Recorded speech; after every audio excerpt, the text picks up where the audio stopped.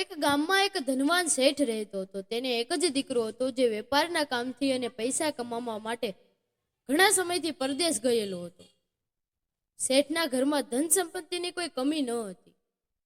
ઘરમાં બધી જ સુખ સુવિધાઓ હતી. શેઠની વહુ ખૂબ જ ચતુર, સમજદાર, સુંદર અને સંસ્કારી હતી.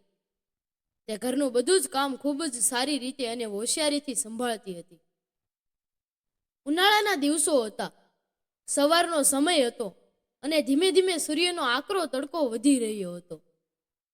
શેઠની વહુ પોતાના ઘરના બધા જ કામકાજમાંથી પરિવારને કૂવા પરથી પીવાનું પાણી ભરવા માટે ગઈ. કૂવો તેમના ઘરથી થોડે દૂર આવેલો હતો. વહુએ કૂવા પર પહોંચીને પોતાના માટીના ઘડામાં ધીમે ધીમે પાણી ભર્યું. જ્યારે ઘડો કાંઠા સુધી પાણીથી પૂરેપૂરો ભરાઈ ગયો એટલે તેણે મહેનત કરીને તે ઘડાને ઉચકીને કૂવાની પાળ પર મૂક્યો. કૂવામાંથી પાણી ખેંચવાના કારણે અને ગરમીના લીધે તેને થોડોક થાક લાગ્યો હતો. તેથી તેણે વિચાર્યું કે લાવ ઘડો માથે મૂકતા પહેલા થોડી વાર આરામ કરું અને ઠંડા પાણીથી મારા હાથ મોં ધોઈ લઉં, જેથી થોડી રાહત મળે. તે કૂવાની પાળ પાસે ઊભી રહીને પોતાના હાથ અને મોં ધોઈ રહી હતી. બરાબર તે જ સમયે ત્યાં દૂરથી ચાલીને આવતા 4 વટેમાર્ગુઓ એટલે કે મુસાફરો આવી પહોંચ્યા. તે ચારે મુસાફરો લાંબી મજલ કાપીને આવ્યા હતા. તેઓ ખૂબ જ થાકેલા અને તરસ્યા દેખાઈ રહ્યા હતા. ઉનાળાની સખત ગરમીના કારણે તેમના ગળા સુકાઈ રહ્યા હતા અને તેમને ખૂબ જ તરસ લાગી હતી. મુસાફરોએ કૂવો અને કૂવાની પાળ પર મૂકેલો પાણીથી ભરેલો ઘડો જોયો એટલે તેમના જીવમાં જીવ આવ્યો. તેમને જાણે રણમાં મીઠું પાણી મળી ગયું હોય તેવો આનંદ થયો. તેમાંથી એક મુસાફર ધીમેથી આગળ આવ્યો અને ખૂબ જ નમ્રતાથી બોલ્યો, બહેન, હું ખૂબ જ તરસ્યો છું. ગરમીના કારણે મારો જીવ જઈ રહ્યો છે.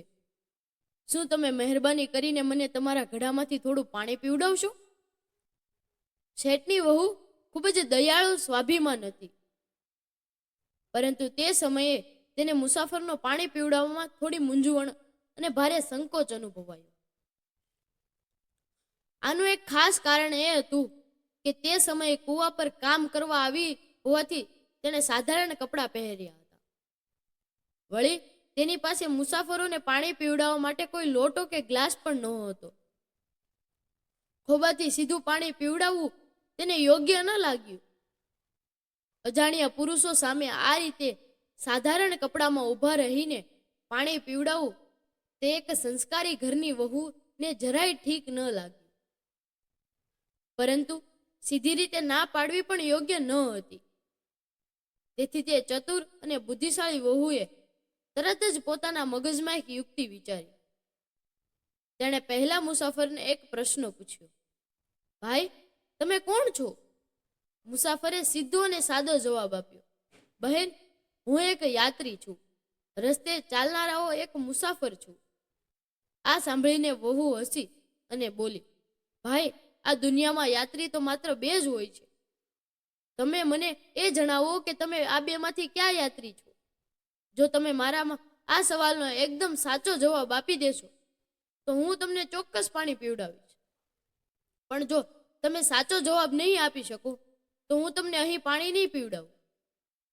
પહેલો મુસાફર તો આ અટપટો સવાલ સાંભળીને જ ઊંડા વિચારમાં પડી ગયો. તેને કંઈ સમજાયું જ નહીં કે આખી દુનિયામાં માત્ર 2 જ યાત્રી વળી કોણ હશે. બિચારો મુસાફર તેની વાતનો કોઈ જવાબ આપી શક્યો નહીં અને ચૂપચાપ નીચું જોઈને એક બાજુ ઊભો રહ્યો. આ જોઈને બીજો મુસાફર આગળ આવ્યો. તેણે વિચાર્યું કે કદાચ મને પાણી મળી જાય. તેણે પણ પાણી પીવડાવવાની આજીજી કરી અને કહ્યું, બહેન, મને પણ ખૂબ તરસ લાગી છે. થોડી પાણી આપો ને. વહુએ બીજા મુસાફરને પણ એ જ રીતે પૂછ્યું, સારું ભાઈ, પહેલા તમે મને કહો કે કોણ છો? બીજો મુસાફર તરત જ બોલી ઉઠ્યો, બહેન, હું તો એક સાવ ગરીબ માણસ છું. આ સાંભળીને શેઠની ચતુર વહુએ તરત જ કહ્યું, ભાઈ, આ દુનિયામાં ગરીબ તો માત્ર બે જ હોય છે. તમે મને એ કહો કે તમે બે માંથી ક્યાં ગરીબ છો? મને એનો સાચો જવાબ આપો તો જ પાણી મળશે. આ સવાલ સાંભળીને બીજો મુસાફર પણ ભારે ચક્કરમાં પડી ગયો. તેને પણ કોઈ જવાબ સૂઝ્યો નહીં અને તે પણ કંઈ બોલ્યા વગર ચૂપ થઈ ગયો. પહેલા બે મુસાફરો ચૂપ થઈ ગયા. પછી ત્રીજો મુસાફર ધીમેથી આગળ આવ્યો. તેની હાલત પણ ખરાબ હતી. તેણે કરગરતા અવાજે કહ્યું, બહેન, ભગવાનના ખાતર મને થોડું પાણી આપો, મારો જીવ જાય છે. શેઠની વહુએ ફરીથી એ જ શાંત અવાજે પૂછ્યું, તમે કોણ છો ભાઈ? ત્રીજા મુસાફરે વિચાર્યું કે પહેલા બે મોટા મોટા જવાબો આપ્યા, એટલે હું કંઈ અલગ જ કહું. તેણે કહ્યું, બહેન, હું તો સાવ અભણ અને ગમાર માણસ છું. મને કશી જ ખબર નથી પડતી. વહુ હસી પડી અને બોલી, અરે ભાઈ, આ દુનિયામાં અભણ અને ગમાર તો માત્ર બે જ વસ્તુઓ હોય છે. તમે એ બેમાંથી ક્યાં છો? મને સાચો જવાબ આપો તો જ હું તમને પાણી પીવડાવીશ. બિચારો ત્રીજો મુસાફર પણ માથું ખંજવાળતો રહી ગયો અને કશું બોલી શક્યો નહીં. હવે માત્ર ચોથો મુસાફર જ બાકી રહ્યો હતો. તે આગળ આવ્યો અને વિનંતી કરી, બહેન, મહેરબાની કરીને મને થોડું પાણી આપો ને. તરસ્યાને પાણી પાવું એ તો બહુ મોટું પુણ્ય કામ છે. ચતુર્વોએ તેને પણ એ જ સવાલ કર્યો, ભાઈ, તમે કોણ છો? ચોથો મુસાફર પોતાની ખીજ છુપાવતા અને થોડા કંટાળા સાથે બોલ્યો, બહેન, હું તો આ દુનિયાનો મોટામાં મોટો મૂર્ખ છું. બસ હવે મને પાણી આપો. વહુએ શાંતિથી જવાબ આપ્યો, ભાઈ, મૂર્ખ તો આ દુનિયામાં માત્ર બે જ હોય છે. તમે મને એ જણાવો કે તમે એ બેમાંથી ક્યાં મૂર્ખ છો? ચોથો મુસાફર પણ આ સવાલનો કોઈ જવાબ આપી શક્યો નહીં. ચારેય મુસાફરો નિરાશ થઈને પાણી પીધા વગર જ આગળ ચાલવા લાગ્યા. તેમને જતા જોઈને દયાળુ વહુને તેમની દયા આવી. તેણે તેમને ઊભા રાખ્યા અને કહ્યું, ભાઈઓ, અહીંથી થોડે દૂર જ મારું ઘર છે. તમે બધા ત્યાં આવો, હું તમને મારા ઘરે માનભેર પાણી પીવડાવીશ. ચારેય મુસાફરો ધીમે ધીમે તેના ઘર તરફ ચાલવા લાગ્યા. બીજી બાજુ વહુએ ફટાફટ પાણીનો ઘોડો ઉપાડ્યો અને ટૂંકા રસ્તેથી ઝડપથી પોતાના ઘરે પહોંચી ગઈ. ઘરે જઈ તેણે પાણીનો ઘોડો યોગ્ય જગ્યાએ મૂક્યો અને સરખા કપડાં પહેરીને વ્યવસ્થિત થઈ ગઈ. થોડી જ વારમાં પેલા ચારેય મુસાફરો પણ તેના ઘરના દરવાજે આવી પહોંચ્યા. વહુએ તેમને આવકારો આપ્યો, તેમને બેસાડ્યા, ગોળ આપ્યો અને પછી ઠંડુ પાણી પીવડાવ્યું. પાણી પીને મુસાફરોને બહુ શાંતિ મળી અને તેઓ વહુનો આભાર માનીને પોતાના રસ્તે આગળ વધી ગયા. પરંતુ આ બધી ઘટના વખતે શેઠ ઘરમાં જ હતા અને એક ખૂણે બેસીને આ બધું જોઈ રહ્યા હતા. પોતાના દીકરાની ગેરહાજરીમાં વહુ અજાણ્યા પુરુષોને ઘરે બોલાવે છે, તેમને પાણી પીવડાવે છે અને તેમની સાથે હસી મજાક કરીને વાતો કરે છે. એ જોઈને શેઠને બહુ જ દુઃખ થયું અને ગુસ્સો પણ આવ્યો. તેમને વહુ પર શંકા થવા લાગી. શેઠે મનોમન વિચાર્યું, મારો દીકરો તો વેપાર કરવા પરદેશ ગયો છે અને આ વહુ મારી પાછળ આવા ધતિંગ કરે છે. મારી હાજરીમાં પણ તે જરાય શરમ નથી આવતી, તો મારાથી ગેરહાજરીમાં શું શું કરતી હશે? ના, આ વાતને આમ જ ન છોડી શકાય. મારે આનો કંઈક ઉપાય કરવો જ પડે. શેઠે નક્કી કર્યું કે તે આ મામલો સીધો રાજા પાસે લઈ જશે. ગુસ્સામાં શેઠ સીધા રાજાના દરબારમાં પહોંચ્યા. રાજાને બધી વાત વધારીને સંભળાવી. શેઠની વાત સાંભળીને રાજાએ પણ વિચાર્યા વગર જ તરત જ સિપાહીઓને હુકમ કર્યો, જાઓ, અત્યારે જ શેઠની વહુને રાજ દરબારમાં હાજર કરો. રાજાના સિપાહીઓ તરત જ શેઠના ઘરે પહોંચ્યા. સિપાહીઓને દરવાજે આવેલા જોઈને શેઠની પત્ની એટલે કે વહુની આંસુ ગભરાઈ ગઈ.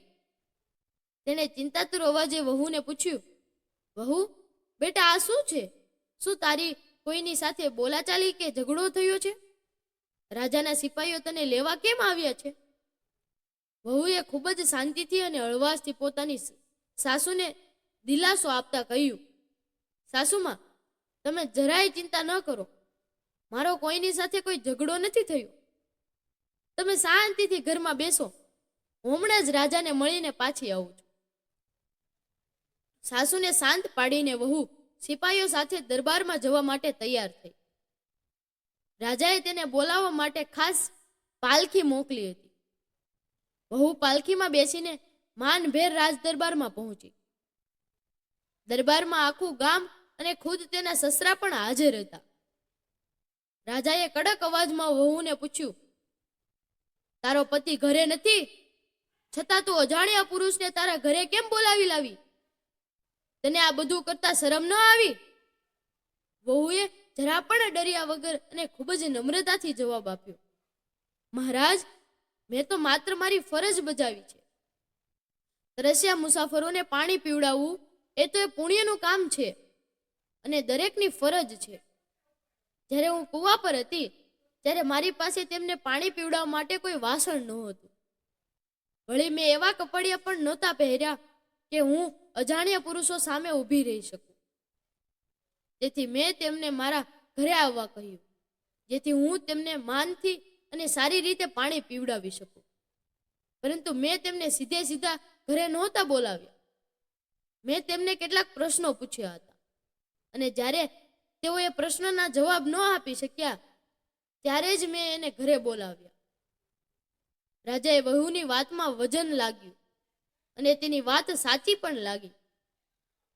રાજાને જાણવાની બહુ ઉત્સુકતા થઈ કે વહુએ એવા કયા પ્રશ્નો પૂછ્યા હશે જેના જવાબો એ ચાર પુરુષો ન આપી શક્યા. રાજાએ પૂછ્યું, એવા તો કયા પ્રશ્નો હતા? મને પણ સંભળાવા છે. વહુએ દરબારમાં તે ચારેય પ્રશ્નો ફરી કહ્યા.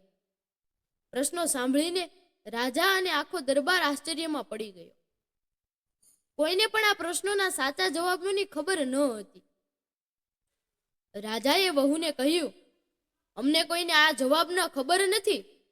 હવે તું જ આ પ્રશ્નોના સાચા જવાબ અમને જણાવ. વહુએ ધીરજથી સમજાવવાનું શરૂ કર્યું. મહારાજ, મારો પહેલો પ્રશ્ન યાત્રી વિશે હતો.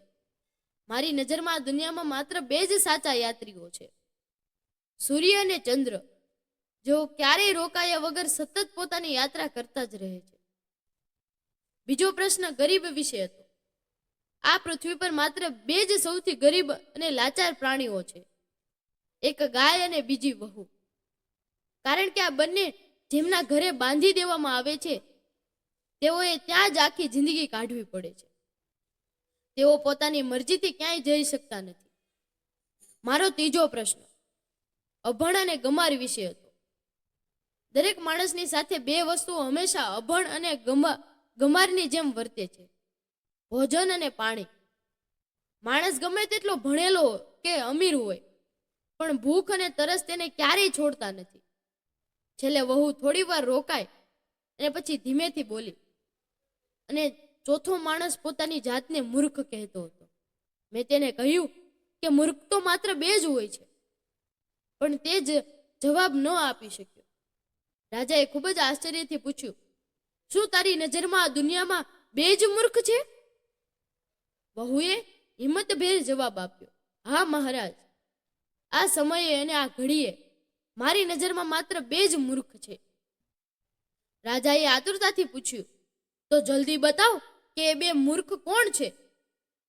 વહુએ કહ્યું, મહારાજ, જો તમે વચન આપો કે તમે મને કોઈ સજા નહીં કરો તો જ હું એ બે મૂર્ખોના નામ જણાવીશ. રાજાએ તરત જ એને અભયદાન આપ્યું અને કહ્યું, હું તને વચન આપું છું કે તને કોઈ સજા નહીં થાય. તું નિસંકોચ થઈને એ બે મૂર્ખોના નામ કહે. રાજાનું વચન અને અભયદાન મળ્યા પછી વહુમાં હિંમત આવી.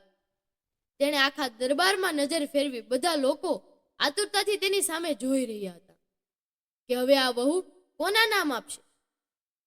વહુએ ધીમેથી પોતાના સસરા તરફ હાથ જોડ્યા અને કહ્યું, મહારાજ, મારી નજરમાં પહેલા મૂર્ખ મારા સસરાજી છે. તેમણે મારા પર શંકા કરી, પણ મને એક વાર પૂછવાની તસ્દી પણ ન લીધી. જો તેમને મારા વર્તન પર શંકા હતી તો તેમણે પહેલા મને ઘરમાં પૂછવું જોઈતું હતું ને. જો તેમણે મને પૂછ્યું હોત તો મેં તેમને બધી જ સાચી વાત જણાવી દીધી હોત, પણ તેમણે એવું ન કર્યું અને સીધા અહીં દરબારમાં આવીને ફરિયાદ કરી. આવું કરવાથી તેમણે આખા ગામ વચ્ચે પોતાના જ ઘરની અને પરિવારની આબરૂ ખરાબ કરી. ઘરની વાત ઘરમાં જ પતાવી જોઈએ, પણ તેમણે વગર વિચારીએ આ પગલું ભર્યું, એટલે તેઓ પહેલા મૂર્ખ છે. વહુની આ વાત સાંભળીને સસરાને પોતાની ભૂલ સમજાઈ ગઈ. તેમને ખૂબ જ પસ્તાવો થયો અને શરમથી તેમનું માથું નીચું નમી ગયું. તેમણે આખા દરબાર વચ્ચે પોતાની વહુની માફી માંગી. વહુ સમજુ હતી એટલે તેણે કંઈ કહ્યું નહીં અને ચૂપ રહી. હવે રાજાનો વારો હતો. રાજાએ પૂછ્યું, સારું, હવે એ કહે બીજો મૂર્ખ કોણ છે? વહુએ સીધું રાજાની આંખોમાં જોઈને નિડરતાથી કહ્યું, મહારાજ, બીજો મૂર્ખ ખુદ આ રાજ્યનો રાજા છે, એટલે કે તમે પોતે છો. મારા સસરાએ તો ગુસ્સામાં આવીને ફરિયાદ કરી દીધી, પણ તમે તો રાજા છો, તમારે તો ન્યાય કરતા પહેલા બંને પક્ષની વાત સાંભળવી જોઈએ.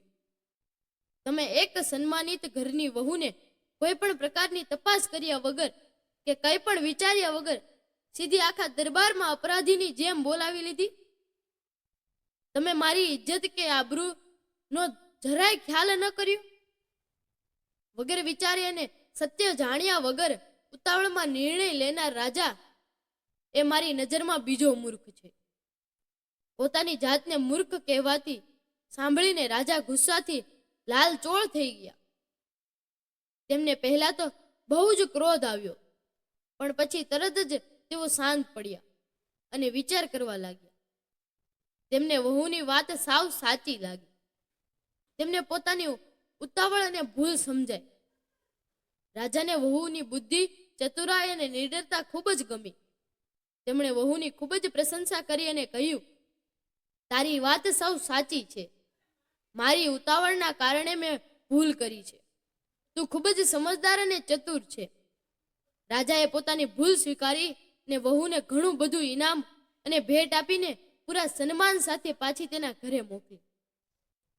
આ વાર્તા આપણને શીખવે છે કે ક્યારેય અધૂરી વાત સાંભળીને કે વગર વિચારીએ ઉતાવળમાં કોઈ પણ નિર્ણય લેવો ન જોઈએ.